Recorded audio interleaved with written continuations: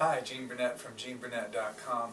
Hey, I thought I'd share a little exercise I've been working on lately involving suspending the joints, particularly in the upper body, while balancing on one leg and transferring weight from one leg to the other, and also what I learned from practicing this about other one-legged balance moves in Tai Chi.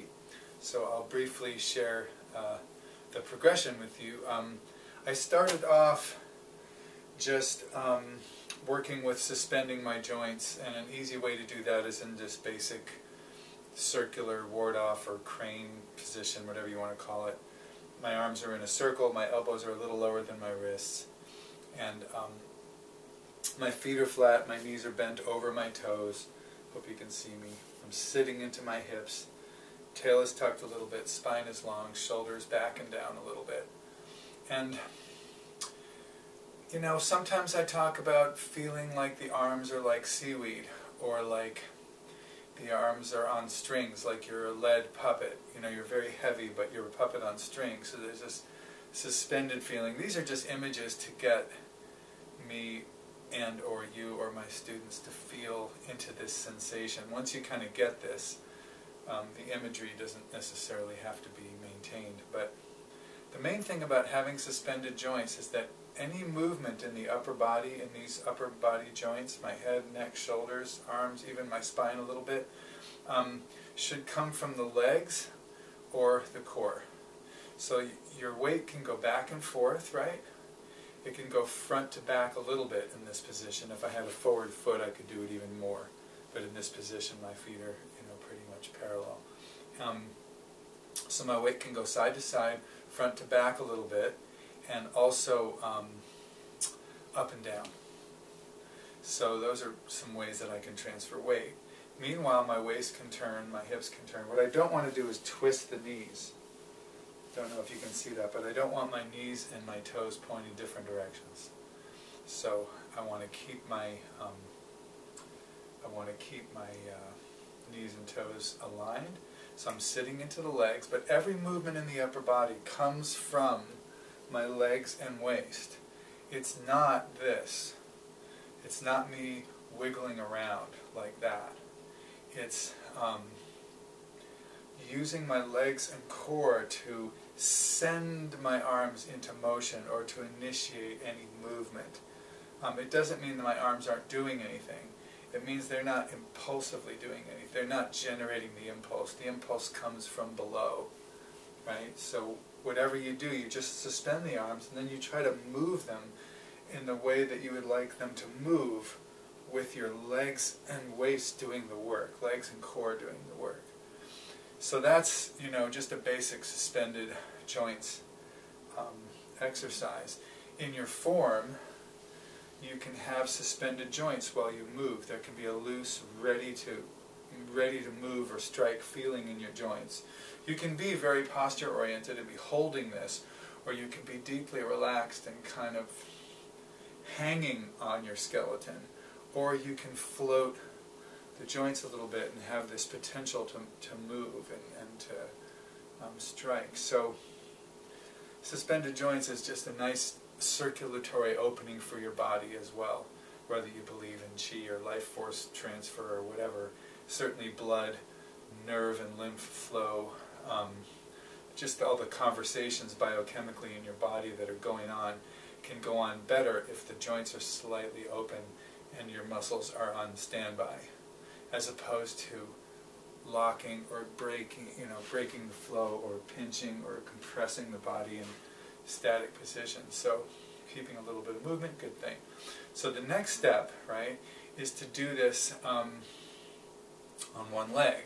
So when I transfer to one leg, the same thing applies. I want whatever happens in my upper body, my arms and even this leg here, to be set in motion by my legs and core here, rather than by themselves, moving independently, right?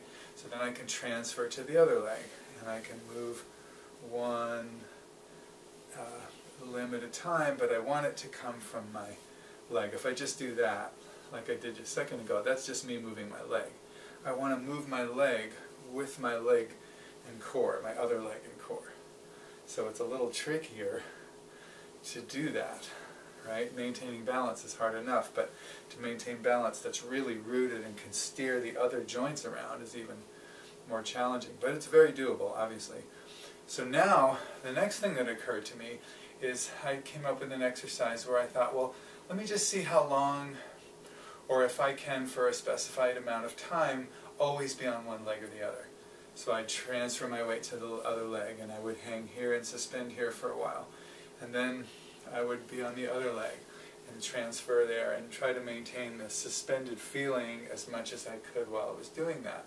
So I did that for a while. I could say, maybe I'm watching a video or something and I go, well, for the next 10 minutes I'm going to be on one leg, or I'm going to be on the other.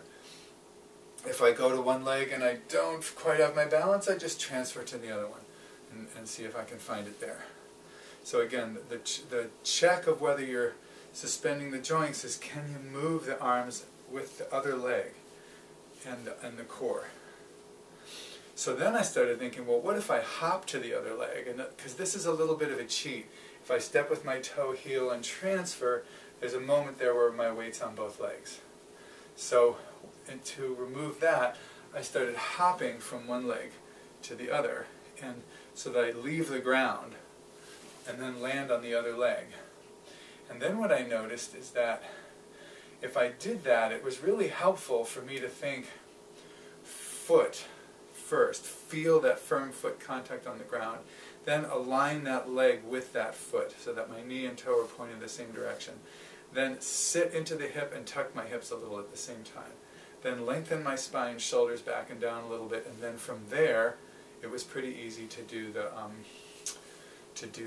suspended joint thing. So what that means is going foot, leg, sit, long spine, low shoulders. And that's a lot to say to myself, so I started just going foot, sit, long spine, long spine, low shoulders. Foot, sit, establish that, then long spine, low shoulders. And if that makes you lose your foot, go back, foot, leg, sit, tuck, long spine, low shoulders. Get that going, get that engaged, and then it's a lot easier to hang here for a little bit. So I go hop, foot, sit, long spine, low shoulders. Now I discovered that this was good for not only learning to make those corrections, make sure the foot is on the ground grounded, the leg is aligned, the tail is tucked, the spine is long, the shoulders are down, but it also helped me maintain it so that when I got to the other position, I had less to correct, right? I was in a better condition, so I could hop and I wouldn't have to correct as much. And then I started to think, well, I could also do this in reverse. I could go shoulders back, long spine, sit down into my leg. So it could go top down. But I found that interesting. Maybe for some people it would be better. You could experiment if you want to play with this. For me, I found it easier to do it the other way. Concentrate on the leg and then work up from there. And then I started hop to a place where I'm not only suspended, but I'm in a bit of a martial position. So putting my lead foot, hand in front of me in space while I hang out there and suspend within that shape.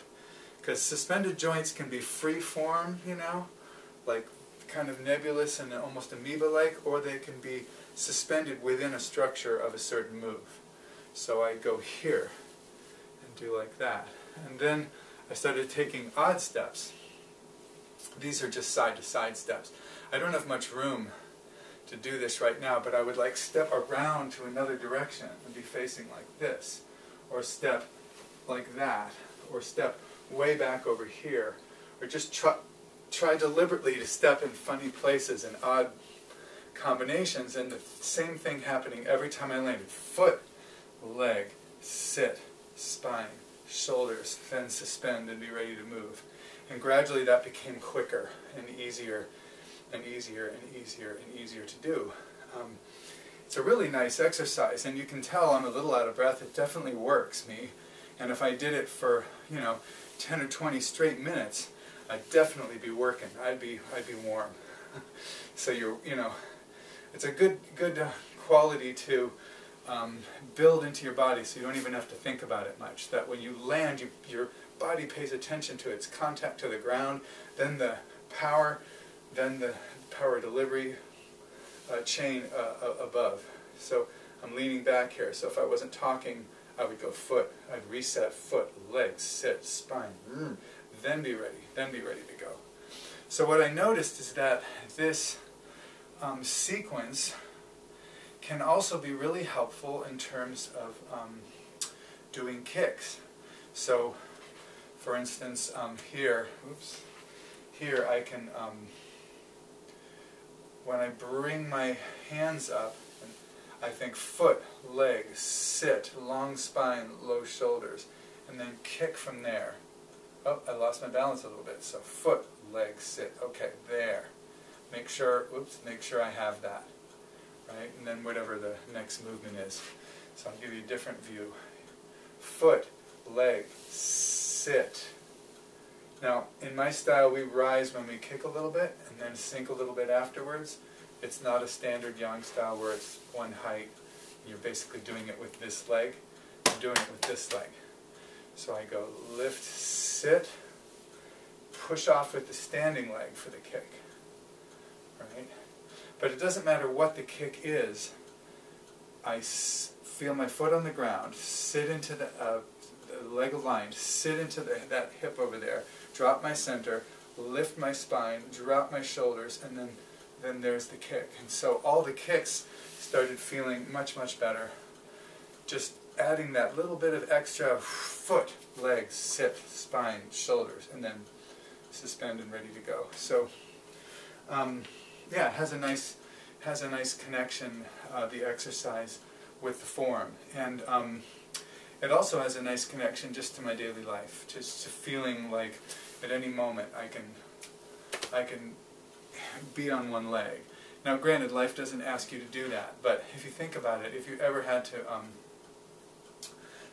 to strike or issue energy in a way, even to stop something from falling over, or to move quickly, or to get something, or to get away from something, just basic physical capacities of life, your weight's going to spring off one foot in your initial movement. And if you're naturally more balanced and more aligned and more comfortable on one leg, you might just be naturally more grounded and more alert and alive in your legs should the opportunity or the necessity come for you to move suddenly and quickly and effectively without injury. So all that good stuff. So if you like this kind of thing, subscribe please down below.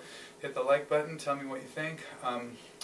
This channel doesn't have any ads on it, and it's probably likely not going to. I'm not really trying to build that kind of channel.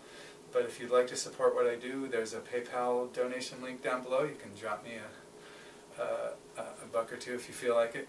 But my main intent here is to be helpful, so that's not important. So thank you very much for watching, and happy practicing. Make sure your ankles are, strong when you do this. Make sure that you're not standing around a bunch of fragile china or something, like make sure you have some, some leeway around you in the right conditions to do this, because you are putting all your weight on one leg. If that's really difficult, maybe just transfer very slowly and just barely lift the heel off the ground. Obviously don't launch into wild one-legged moving if you're not used to it at all. If just standing on one leg is a challenge, just lift your heel and just keep your toe on the ground. Just a little bit of contact. Any one-legged work is super good, as long as you don't have arthritis and your joints aren't killing you. Joint pain, never continue through joint pain. Muscle pain, that might be something to work through, but joint pain, not a good idea. So thanks for watching. Take care.